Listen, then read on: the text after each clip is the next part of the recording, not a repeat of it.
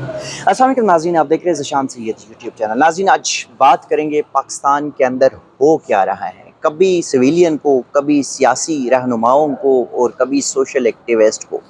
اگر آپ یہی سمجھتے ہیں کہ کوئی سیاسی شخص یا کوئی سیاسی کارکن جس کے اوپر آپ نے پتہ نہیں گھر سے اٹھا کے ان کے لیپ ٹاپ کو کلشن کوپ اور بارودی مواد ڈکلیئر کرنا، کسی کو دہشت گرد ڈکلیئر کرنا، تو یہ آپ کی خام خیالی ہے۔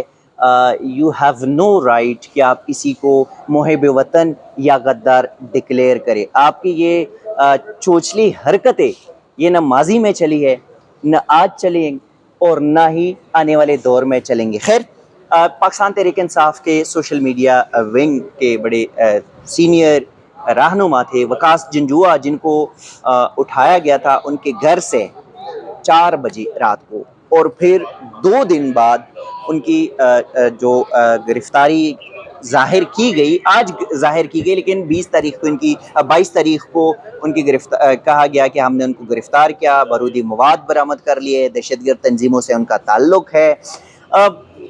انسداد دہشت گردی عدالت میں آج پیش کیا، 7 روزہ جسمانی ریمانڈ جو ہے وہ وہاں پہ ان کی منظوری دی گئی، لیکن اسلام آباد ہائی کورٹ میں ان کی حبس سے بھیجا یا ان کی بازیابی کے لیے جو درخواست دائر کی گئی تھی اس پر سماعت ہوئی، درخواست نمٹائی گئی۔ ایمان مزاری جو کہ ان کی وکیل تھی، ان سے جاننے کی کوشش کریں، ایمان، پٹیشن کیا تھا، کیا غلط بیانی ہے، اور کیا ویسے کسی کے ساتھ اگر جیب میں نسوار بھی ہو تو بارودی مواد بن سکتے ہیں؟ ذیشان، میں نے یہی بات عدالت سے کی، بٹ ہم سسٹمیٹکلی اس چیز کو دیکھتے ہیں۔ پہلی بات یہ ہے کہ 20 جولائی کو صبح کے 4 بجے احمد جنجوعہ کو اپنے گھر سے اپنی وائف کی موجودگی میں جبراً لاپتہ کیا جاتا ہے۔ نقاب پوش لوگ، جدید ترین اسلحہ، کوئی لوگ پولیس یونیفارم میں، کوئی لوگ ایجنسیز کے ہیں، جس طرح کا یہ طریقہ واردات ہے اور سب کو پتہ ہے۔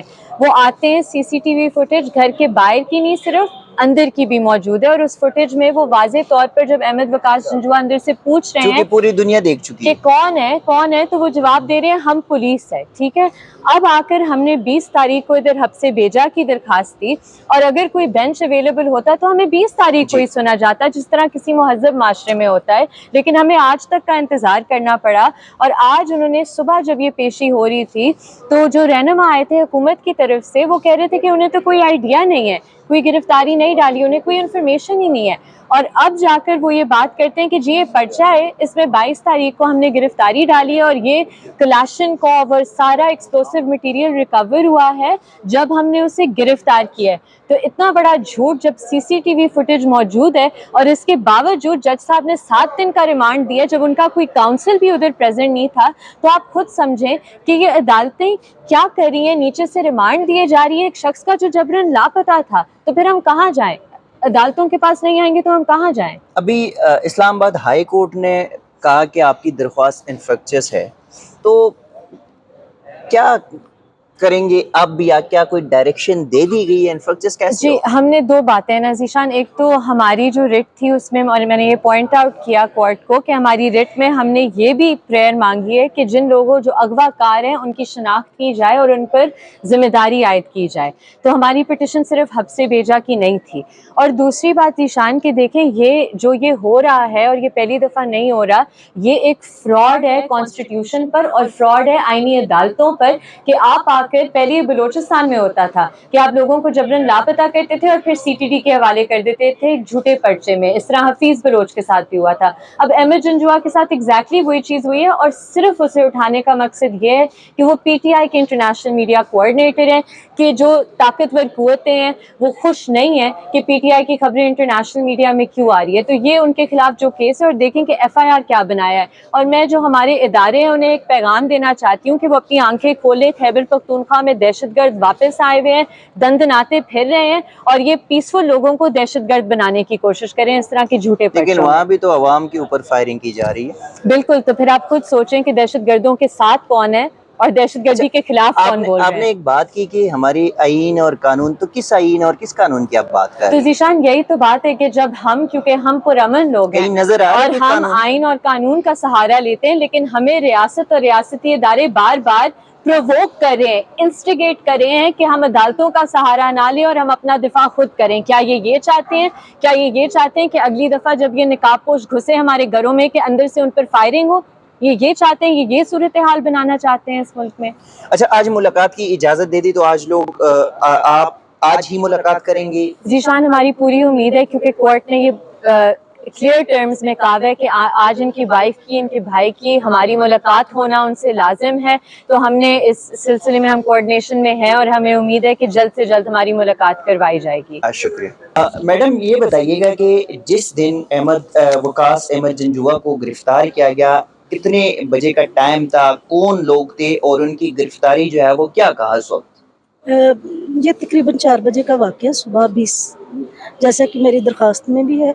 और उन्होंने जब पूछा तो जब नॉकिंग हुई है, ये दरवाज़ा तोड़ा गया है, तो आप लोग कौन हैं? तो उन्होंने कहा हम पुलिस हैं।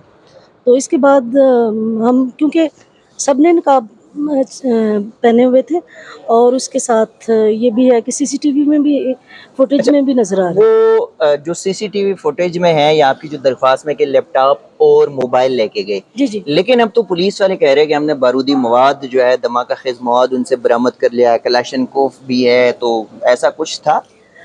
ये केस आगे चलेगा और ईमान मज़ारी हमारी लायर हैं उसमें भी, तो अभी मुलाकात होती है अहमद जंजुआ से, जैसे हाई कोर्ट ने ऑर्डर्स दिए, फिर हम देखते हैं कि वो लैपटॉप, उसमें सीसीटीवी में ये भी नहीं है कि सिर्फ फुटेज हैं, उसमें वॉइसेस भी हैं कि कहीं भी हम बार बार उनसे मोबाइल की, मैं अपने मोबाइल की वापसी का मुतालबा कर रही हूँ।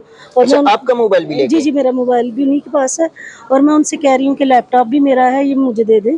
तो अगर वो ऐसी चीज़ें हैं तो देखें, केस आगे चलेगा, फिर देखते हैं कि उसमें क्या होता है। शुक्रिया मैडम, शुक्रिया।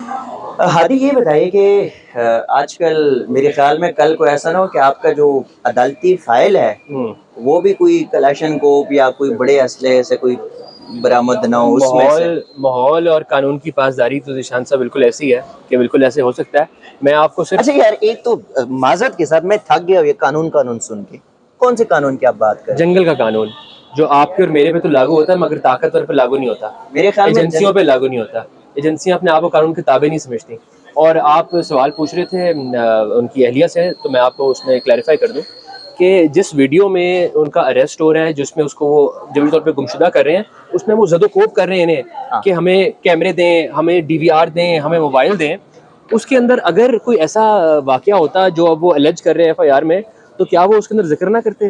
क्या उस वीडियो में नजर ना आता कि वो क्लैशन को बरामद कर रहे हैं या बारूद या बॉल बेरिंग बरामद कर रहे हैं? इल्ज़ाम की नौयत मैं आपको रिमांड ऑर्डर से अगर बताना चाहूँ, तो जो रिमांड की रिक्वेस्ट है उसमें वो कहते हैं कि इनसे बॉल बेरिंग और इनसे धमाका खेज मवाद और इनसे क्लैशन को बरामद हुई है और ये एक कलदम दहशतगर्द तंजीम के रुकन हैं, उनसे राब्ते में हैं और sensitive locations of this city के ऊपर दहशतगर्द कार्रवाई करने की मंसूबा बंदी कर रहे थे। अच्छा, 4 बजे जो है ना वो वकास घर में बॉल बेरिंग बनाते रहे और धमाका खेज और ये बिल्कुल वही स्टाइल है जो बलूचिस्तान में हम देखते आ रहे हैं। अब इस्लामाबाद के पुरअमन शहरी, सियासी इख्तलाफ रखने वाले शहरी या पंजाब के शहरी, अब उनको ये पता चल रहा है कि बलूचिस्तान में होता क्या है। फिर तो एक और बात भी कह सकते हैं कि अभी चूंकि बैरिस्टर गौहर और रऊफ हसन को गिरफ्तार किया, तो मेरे ख्याल में कोई टैंक बरामद हो जाए, बहुत बड़े दहशतगर्द होंगे, उनसे कोई टैंक शायद बरामद हो जाए, पार्क हुआ सेक्रेटेरिएट में। करना क्या चाह रहे इस मुल्क में? मतलब ये चाहते हैं कि लोग सिविल सुपरमेसी तो वैसे भी नहीं है, लेकिन वो जिस तरह बांग्लादेश के स्टूडेंट्स निकले और उन्होंने डट के खड़ा किया, तो ये अवाम कभी नहीं लग रहे। निशान साहब चाह ये रहे हैं कि अपनी आज़ादारी, अपनी बदमाशी और अपने आप को कानून के ताबे ना समझना, बाकी सब कानून के ताबे चलें और हम बदमाशी करें, सिर्फ ये चाह रहे हैं। उनके मुंह जो लहू लगा हुआ है इस मुल्क की खुफिया एजेंसियों और एस्टेब्लिशमेंट के मुंह जो खून लगा है, वो अब छोड़ नहीं सकते। वो तो मेरे इकबाल ने किसी दौर में कहा था कि न समझोगे तो मिट जाओगे हिंदुस्तान वालों, तुम्हारी दास्तानों तक ना रहेगी दास्तानों में। तो फिर हम ये कह सकते हैं कि न समझोगे तो मिट जाओगे ISI वालों या एस्टेब्लिशमेंट वालों, तुम्हारी दास्तानों तक ना। और इसका एंड ऐसे ही होगा, इनएविटेबल है। कब होगा ये एक मुख्तलिफ बात है, मगर इसका एंड यही होगा कि जिस तरह अली अहमद कुर साहब ने कहा कि या वो जर्नैल नीचे आएंगे या अवाम का हाथ उनकी गिरबान तक जाएगा। चले इस मौके का इंतज़ार कर लेते हैं कि पाकिस्तान में सिविल सुपरमेसी, आइन और कानून की बालादस्ती कब आती है। ये एक सवालिया निशान है और इसी सवाल के साथ कि पाकिस्तान में क्या होने जा रहा है, एस्टैब्लिशमेंट या हमारी खुफिया इदारे जो ख़ुद को द गॉड्स ऑफ अर्थ समझते हैं, وہ اس ملک کے ساتھ کیا کرنے جا رہے ہیں. یہ ایک اہم سوال ہے, اس کا جواب پاکستانی عوام ہی دے سکتے ہیں. ناظرین اب تک کے لیے اتنا ہی, اسی قسم کی چیزیں آپ کے ساتھ شیئر کرتے رہیں گے. تب تک کے لیے دیجیے گا اجازت, اللہ حافظ.